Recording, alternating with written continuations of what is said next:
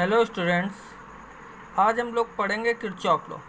Kirchhoff law को पढ़ने के लिए सबसे पहले दो चीज़ें जाननी ज़रूरी होती हैं। पहला है जंक्शन, ठीक, जंक्शन क्या होता है, और दूसरा लूप। लूप क्या है?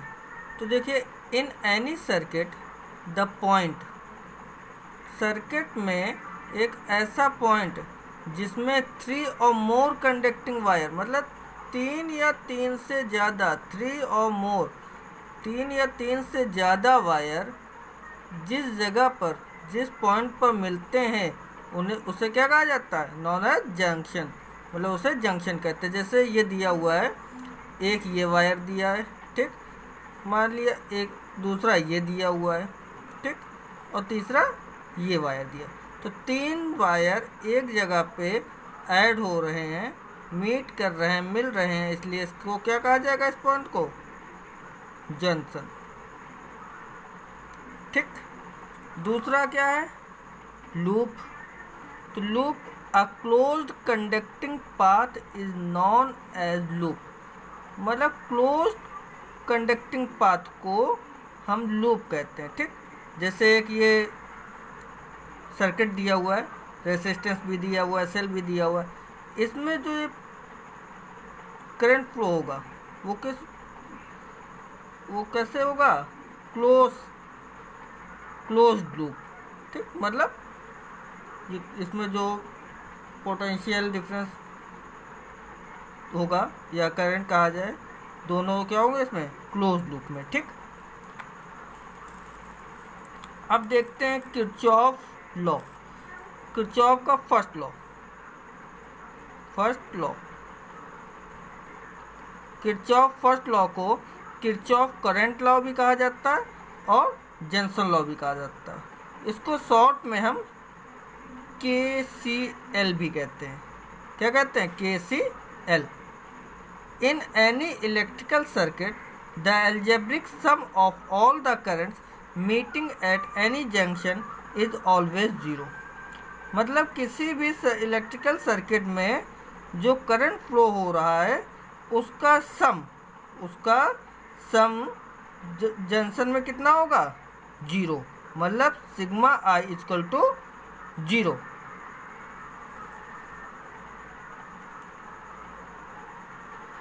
अब sigma I equal to zero कैसे चलते देखते हैं।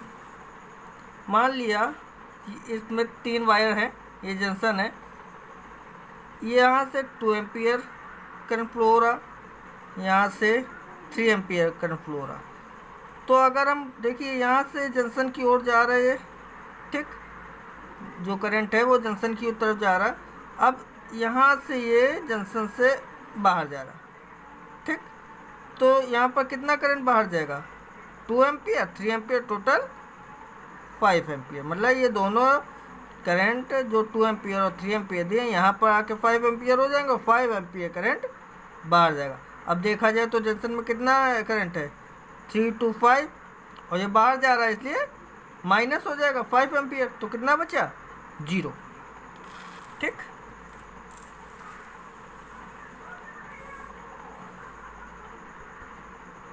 चलिए, sign connection for KCL। While applying KCL, current moving toward the junction is taken as positive। जब करंट मूव करेगा जंक्शन की तरफ जा रहा होगा, तो जो करंट होगा वो किस तरह का होगा? पॉजिटिव।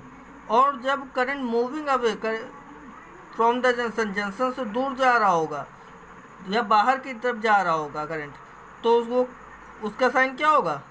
निगेटिव, ठीक। देखिए, ये एक जंक्शन है, 3 और मोर, मतलब 3 या 3 से ज़्यादा वायर जुड़े हों। तो इसमें देखिए 3 से ज़्यादा ही वायर जुड़े हुए हैं। इसको हमने I1 नाम दे दिया, इसको I2 दे दिया, इसको I3, I4, I5, और ये रहा जंक्शन। तो फॉर्मूला क्या होता है KCL में? Sum of current moving toward the junction, मतलब करंट मूविंग टुवर्ड, जो जंक्शन की तरफ, जंक्शन की तरफ जा रहे हैं करंट, उनका सम इक्वल होगा सम ऑफ करंट मूविंग अवे, जो जंक्शन से बाहर जा रहे हैं करंट, उनका सम इक्वल होगा, ठीक, ये दोनों इक्वल हो जाएंगे।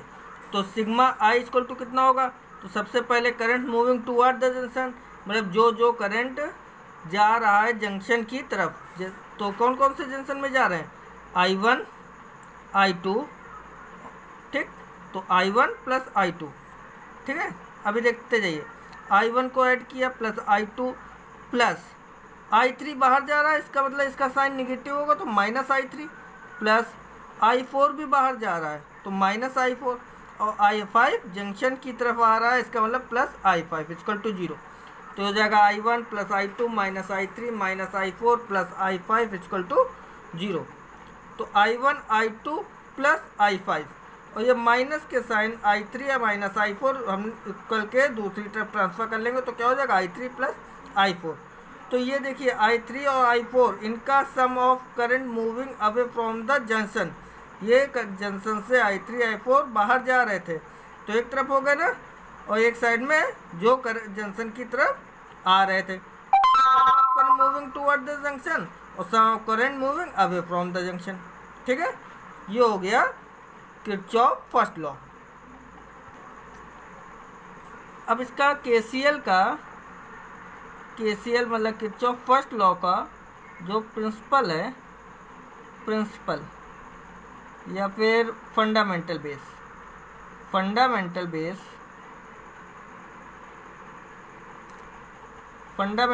ये पेपर में क्वेश्चन पूछा जाता है एग्ज़ाम में अधिकतर। फंडामेंटल बेस क्या होगा केसीएल का, तो फंडामेंटल बेस होगा प्रिंसिपल ऑफ कंजर्वेशन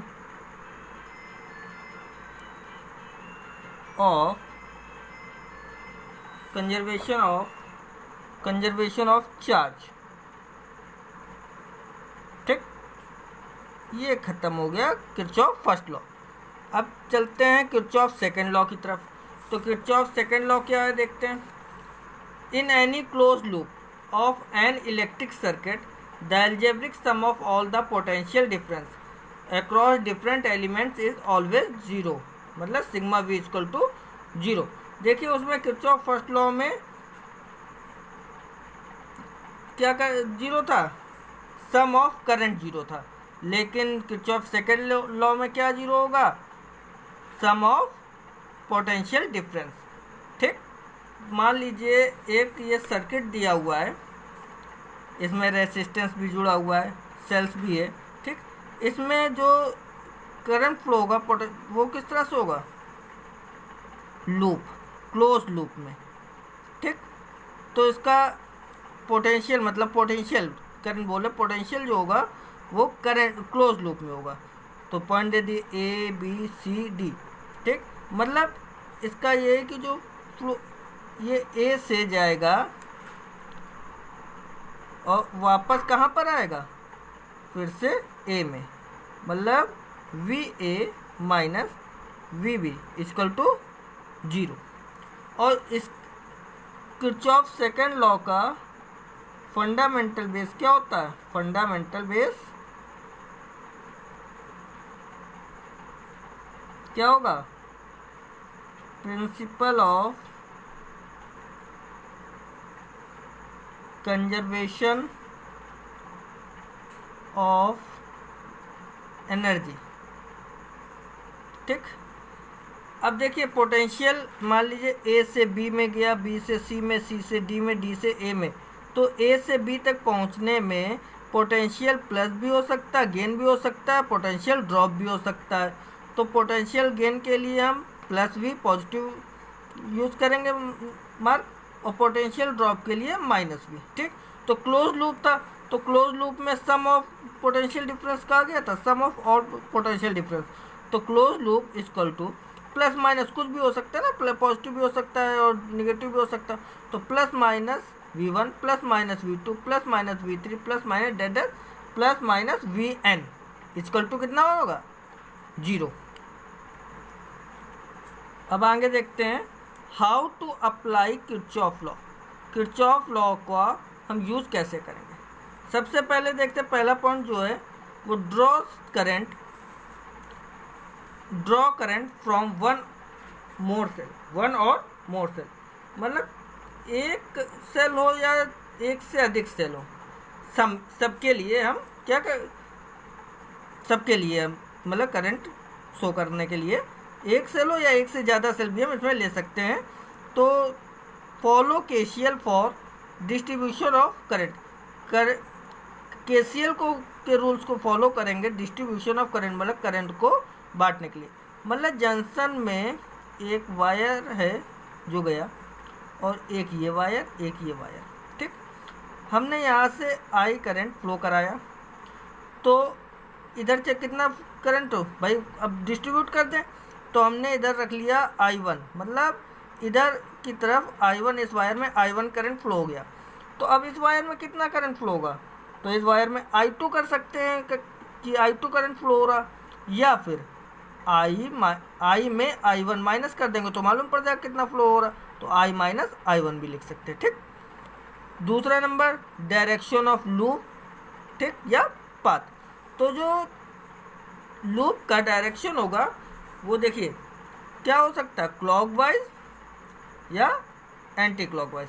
देखिए इस दो सर्किट बनाए, इसमें ये कौन सा पाथ है, क्लॉकवाइज, और ये कौन सा पाथ है, एंटी क्लॉकवाइज, ठीक। अब देखते हैं पोटेंशियल ड्रॉप और पोटेंशियल गेन। पोटेंशियल ड्रॉप कब होगा, पोटेंशियल गेन कब होगा। तो पोटेंशियल ड्रॉप और पोटेंशियल गेन जो हैं वो डिपेंड ऑन पाथ पर डिपेंड करते हैं, ठीक। जैसे potential drop equal to, formula ही समझ लीजिए इसको, जैसे पोटेंशियल ड्रॉप है, अगर पोटेंशियल पोटेंशियल हाई से लो की तरफ जाता है तो पोटेंशियल ड्रॉप कितना होगा, -V, ठीक। अगर पोटेंशियल लो से हाई की तरफ जाता है तो इसका मतलब पोटेंशियल गेन हो रहा, अगर हाई से लो की तरफ जाएगा तो पोटेंशियल ड्रॉप होगा। देखिए हाई से लो मतलब पहले ज़्यादा था, अब कम हो रहा, इसका मतलब ड्रॉप। और lower potential minus higher potential, मतलब लो पोटेंशियल से हाई पोटेंशियल की तरफ जा रहा है, इसका मतलब पोटेंशियल बढ़ रहा, इसका मतलब पोटेंशियल गेन। और पोटेंशियल गेन में क्या होगा, delta V equal to +V, ठीक। अब थोड़ा सा इधर देख लेते हैं, ये क्या है, एक सेल्स। पहले सेल्स के बारे में देख लेते हैं, सेल्स में जो पोटेंशियल है वो किस तरह से। तो देखिए सेल्स में ये एक सेल बनाया, ठीक, ये प्लस चार्ज, ये प्लस, ये माइनस, ठीक। और जो करंट फ्लो होता है, तो करंट मान लीजिए करंट ये फ्लो हो रहा, पाथ जो है करंट का वो ये है, ठीक। तो करंट जो फ्लो हो रहा वो किधर से हो रहा, हायर से लोअर, हायर से लोअर। तो डेल्टा V इक्वल टू कितना हो जाएगा, -E। सेल में delta V equal to -E। लेकिन अगर पाथ उल्टा कर दिया जाए, पाथ इधर से जा रहा, मतलब लोअर से हायर की तरफ अगर पाथ जा रहा, तो डेल्टा V इक्वल टू कितना हो जाएगा, +E, ठीक। अब देखते हैं रेजिस्टेंस में या रजिस्टर में। तो देखिए रजिस्टर में हमेशा करंट जो होगा वो हाई से लो ही जाएगा, ठीक, लो से हाई नहीं जाएगा। जिस तरह सेल्स में लो से हाई जा सकता था, इसमें नहीं, रजिस्टर में हमेशा हाई से लो जाएगा, ठीक। ये रेजिस्टेंस हो गया। लेकिन इसका पाथ क्या, पाथ है हाई से लो। इसमें जो है जो पहला डायग्राम दिया गया है, इसमें पाथ जो है हाई से लो, ठीक। जब पाथ पे डिपेंड करता है पोटेंशियल गेन और पोटेंशियल ड्रॉप, तो पाथ क्या है इसका, हाई से लो। और जब हाई से लो होगा तो डेल्टा V इक्वल टू कितना हो जाएगा, -IR, ठीक। V इक्वल टू -IR होता है, V इक्वल टू IR होता है, तो ये पोटेंशियल डिफरेंस जो होता है उसका फॉर्मूला IR। तो डेल्टा V इक्वल टू कितना हो जाएगा, -IR। और अगर पाथ लो से हाई की तरफ जा रहा हो, ऐसे मतलब ये, ठीक, तो उसका डेल्टा V कितना हो जाएगा, +IR, ठीक। किसी भी स्टूडेंट को किरचॉफ लॉ में कोई प्रॉब्लम हो, कोई चीज़ ना समझ में आई हो, कोई डाउट हो, तो पूछ सकता है, ठीक। ओवर।